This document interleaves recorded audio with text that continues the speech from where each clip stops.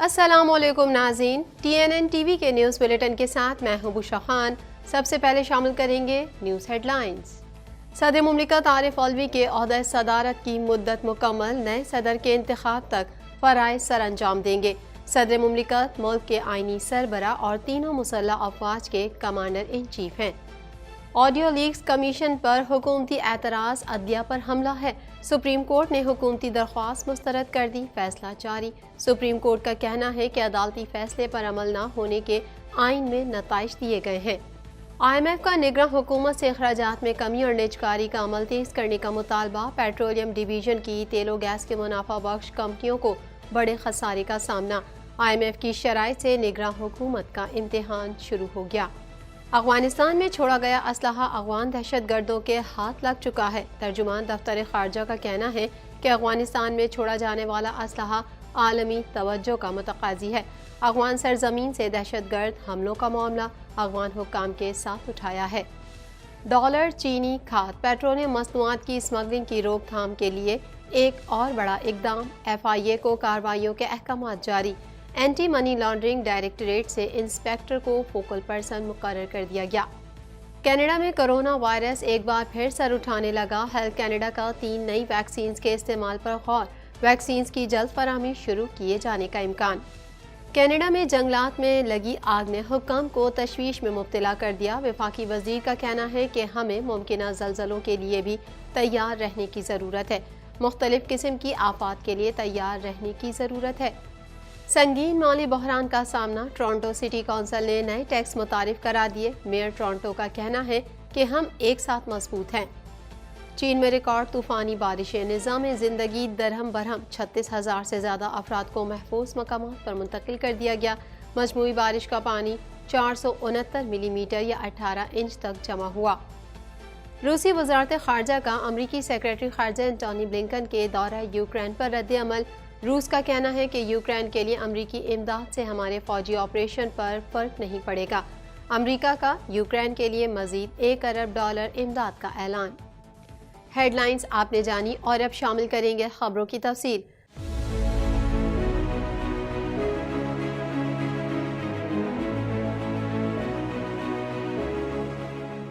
2.25 کروڑ کی آبادی پر مشتمل کراچی میٹروپولیٹن سٹی میں صحت کے حوالے سے ہسپتال تو بہت، لیکن فزیو تھراپی سینٹر نایاب ہیں۔ الحمدللہ ہم نے اس کمی کو پورا کرتے ہوئے گلستان جوہر میں زبیداس فزیو تھراپی سینٹر کا آغاز کر دیا ہے۔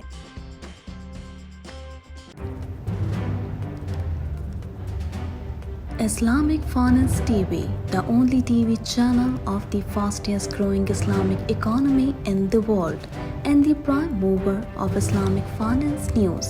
Follow us on our social media handles and watch our reports and educational program at www.islamicfinancetv.com. For advertisement, please contact us at islamicfinancetv@gmail.com.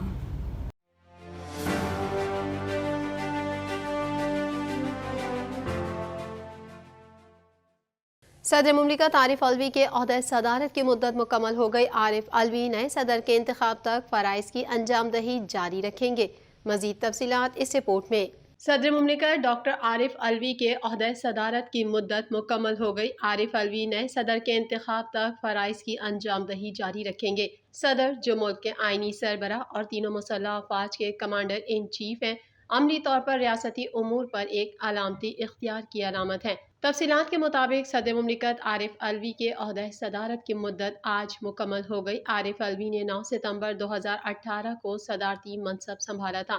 Arif Alvi نئے صدر کے انتخاب تک فرائض کی انجام دہی جاری رکھیں گے۔ صدر مملکت نے گزشتہ ہفتے نئے صدر کے انتخاب تک فرائض ادا کرنے پر رضامندی ظاہر کی تھی۔ صدر مملکت ڈاکٹر عارف علوی لاہور کا دورہ مکمل کر کے اسلام آباد پہنچ گئے ہیں اور آج صدر مملکت عارف علوی معمول کے فرائض انجام دیں گے۔ گزشتہ روز سابق وفاقی وزیر محمد علی درانی نے بھی ان سے طویل ملاقات کی تھی۔ اس حوالے سے سابق وزیر فواد چودھری نے اپنے ٹویٹر پیغام میں لکھا، آج عارف علوی نے اپنی صدارت کے 5 سال مکمل کر لیے۔ مشکل وقت کے باوجود عارف علوی کا مرتبہ بلند رہا۔ عارف علوی نے عہدے کی عزت اور وقار کو بحال کیا۔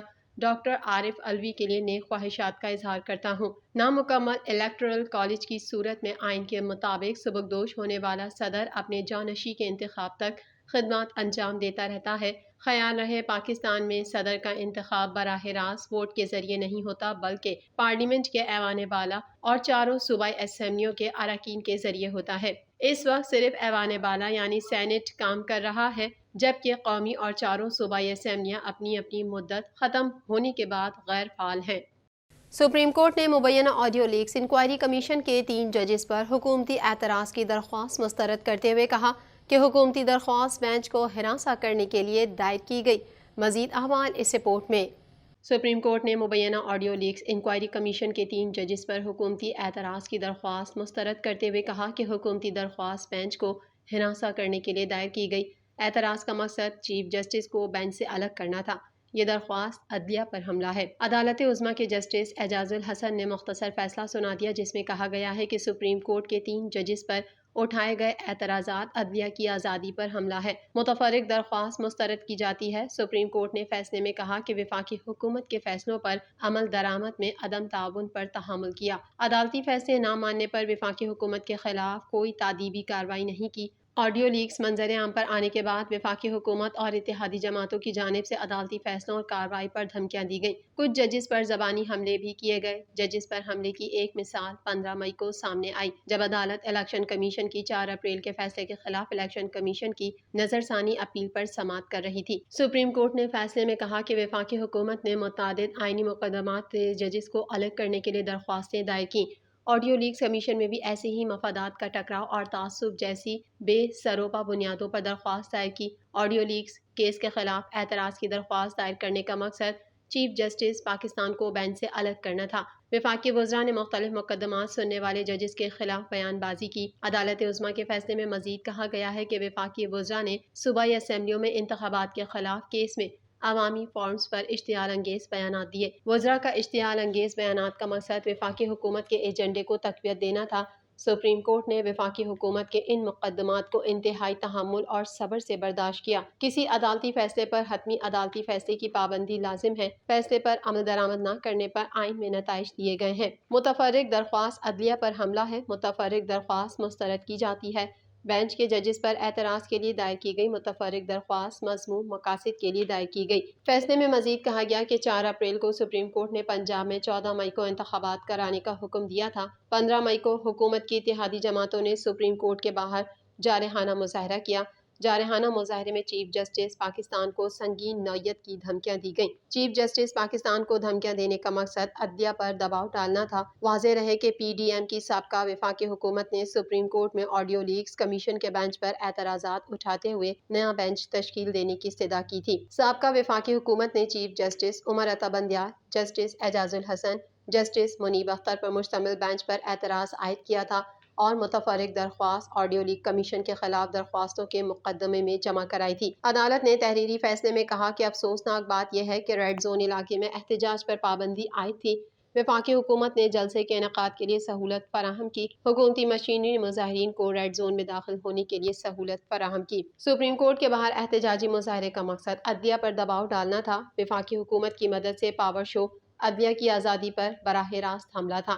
آئین کے آرٹیکل 19 کے تحت عوام کو اظہار رائے کی آزادی حاصل ہے۔ اظہار رائے کی آزادی کا حق معقول انداز سے استعمال ہونا چاہیے۔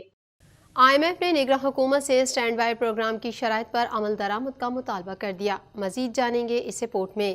آئی ایم ایف نے نگراں حکومت سے اسٹینڈ بائی پروگرام کی شرائط پر عمل درآمد کا مطالبہ کر دیا جن میں اخراجات میں کمی، اداروں کی نجکاری اور 203 سرکاری کمپنیوں کو منسٹری سے نکال کر وزارت خزانہ کے ماتحت کرنے کے مطالبات شامل ہیں۔ وزارت خزانہ کے ذرائع کے مطابق آئی ایم ایف کا موقف ہے کہ ان کمپنیوں کا انتظام لائن منسٹریز کے پاس ہونا بہتری میں رکاوٹ ہے۔ پاور سیکٹر میں جنکوز اور ڈسکوز میں ناقص گورننس کے باعث نقصانات میں اضافہ ہوا۔ پیٹرولیم ڈویژن کی تیل و گیس کے منافع بخش کمپنیوں کو بڑے خسارے کا سامنا ہے۔ وزارت خزانہ نے یہ بھی بتایا کہ اسی طرح آئی ایم ایف رواں مالی سال P I A steel mill, L N G power plants اور ڈسکوز کی نجکاری چاہتا ہے۔ میڈیا رپورٹس کے مطابق آئی ایم ایف کی شرائط سے نگراں حکومت کا امتحان شروع ہو گیا IMF نے نگراں حکومت سے اخراجات کم کرنے اور اداروں کی نجکاری کا عمل تیز کرنے کا مطالبہ کر دیا۔ $3 ارب کے اسٹینڈ بائی معاہدے کے تحت 203 سرکاری کمپنیوں کو رواں مالی سال وزارت خزانہ کے انتظامی کنٹرول میں دینا ہے۔ علاوہ ازیں اجلاس میں بتایا گیا کہ ڈسکوز کی انتظامیہ میں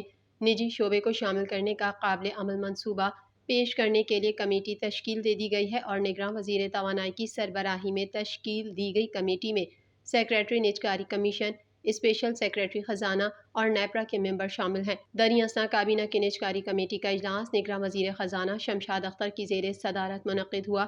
اجلاس میں PIA کی نجکاری اور تنظیم نو کے حوالے سے رکاوٹوں کے حل کے لیے تکنیکی کمیٹی بنانے کا فیصلہ کیا گیا ہے اور وزارت ہوابازی کو نجکاری کمیشن کے ساتھ مل کر واضح ٹائم فریم ورک کے ساتھ تفصیلی ایکشن پلان پیش کرنے کی ہدایت کی گئی۔ دفتر خارجہ کی ترجمان ممتاز زہرا بلوچ نے کہا ہے کہ پاک افغان بارڈر پر حالیہ واقعے سے متعلق عبوری افغان حکومت کو اپنے تحفظات سے آگاہ کیا ہے۔ مزید احوال اس رپورٹ میں۔ دفتر خارجہ کی ترجمان ممتاز زہرا بلوچ نے کہا ہے کہ پاک افغان بارڈر پر حالیہ واقعے سے متعلق عبوری افغان حکومت کو اپنے تحفظات سے آگاہ کیا ہے۔ ممتاز زہرا بلوچ کا مزید کہنا تھا کہ افغان سرزمین سے دہشت گرد حملوں کا معاملہ افغان حکام کے ساتھ اٹھایا ہے۔ افغانستان میں چھوڑا جانے والا اسلحہ افغان دہشت گرد گروہوں کے ہاتھ لگ گیا ہے۔ ہم کسی کو بھی مورد الزام نہیں ٹھہراتے۔ افغانستان میں چھوڑا جانے والا اسلحہ عالمی توجہ کا متقاضی ہے۔ انہوں نے کہا کہ پاکستان کی اقتصادی صورتحال پر تبصرہ نہیں کر سکتے۔ پاکستان اور روس کے اہم تعلقات ہیں۔ پاکستان اور روس کے مابین وفود کا تبادلہ ہو رہا ہے۔ پاکستان اور روس کے مابین توانائی کے حوالے سے تعاون جاری ہے۔ نگراں وزیر خارجہ کے دورہ برطانیہ کے حوالے سے معاملات کو حتمی شکل دے رہے ہیں۔ ہفتہ وار میڈیا بریفنگ میں انہوں نے بتایا کہ نگراں وزیر خارجہ جلیل عباس جیلانی 12 سے 15 ستمبر کو لندن میں کامن ویلتھ یوتھ وزارتی کانفرنس کی صدارت کریں گے اور کامن ویلتھ کانفرنس میں شریک مختلف ممالک کے رہنماؤں سے ملاقاتیں کریں گے۔ ترجمان کا کہنا تھا کہ بھارتی قیادت اپنے اندرونی سیاسی معاملات کے زیر اثر ہے۔ بھارتی قیادت بھارتی عوام کو درپیش چیلنجز پر توجہ مرکوز کرے۔ بھارتی قیادت پاکستان پر غیر ضروری بیانات کا سلسلہ ختم کرے۔ ترجمان دفتر خارجہ کے مطابق پاکستان کے سیکیورٹی ادارے ملک سے دہشت گردی کے خاتمے کے لیے پرعزم ہیں۔ انہوں نے کہا کہ پاک افغان بارڈر پر حالیہ واقعے سے متعلق عبوری افغان حکومت کو اپنے تحفظات سے آگاہ کیا ہے۔ انہوں نے کہا کہ بھارت کے غیر قانونی زیر قبضہ جموں کشمیر میں انسانی حقوق کی خلاف ورزیوں کا سلسلہ جاری ہے۔ انسانی حقوق کی بین الاقوامی تنظیموں نے G20 ممالک کی توجہ مقبوضہ کشمیر میں جاری انسانی حقوق کی خلاف ورزیوں کی جانب مبذول کرائی ہے۔ انسانی حقوق کی بین الاقوامی تنظیموں نے G20 ممالک کو خط لکھ کر آگاہ کیا ہے۔ خطے میں بھارت کے غیر قانونی زیر قبضہ جموں کشمیر میں آزادی اظہار رائے پر پابندیوں کے حوالے سے بھی آگاہ کیا گیا ہے۔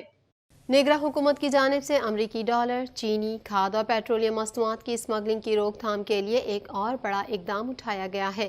مزید احوال اس رپورٹ میں۔ نگراں حکومت کی جانب سے امریکی ڈالر، چینی، کھاد اور پیٹرولیم مصنوعات کی اسمگلنگ کی روک تھام کے لیے ایک اور بڑا اقدام اٹھایا گیا ہے۔ وزیر داخلہ کی صدارت میں ہونے والے اجلاس کے بعد FIA کو کارروائیوں کے احکامات جاری کیے گئے۔ اسمگلروں کے خلاف کریک ڈاؤن کے لیے وفاقی تحقیقاتی ادارے FIA کو اختیارات فراہم کیے گئے ہیں۔ امریکی ڈالرز اور دیگر غیر ملکی کرنسی کے تمام ایگزٹ اور انٹری پوائنٹس پر FIA کارروائی کر سکے گی۔ FIA کے تمام زونل ڈائریکٹرز کو روزانہ کی بنیاد پر متعلقہ فارم کے ذریعے تفصیلات ہیڈ کوارٹر فراہم کرنے کا حکم دیا گیا ہے۔ جاری کیے گئے مراسلے کے مطابق اس حوالے سے FIA کے تمام زونل ڈائریکٹرز روزانہ کی بنیاد پر صبح 10 بجے رپورٹ بھیجیں گے۔ اسمگلنگ کے خلاف کارروائیوں کے حوالے سے اینٹی منی لانڈرنگ ڈائریکٹوریٹ سے انسپیکٹر کو فوکل پرسن مقرر کیا گیا ہے۔ FIA کے تمام زونل ڈائریکٹرز کو بھی ایک فوکل پرسن مقرر کرنے کے احکامات جاری کیے گئے ہیں۔ مزید خبریں بھی بلیٹن کا حصہ ہوں گی اس بریک کے بعد۔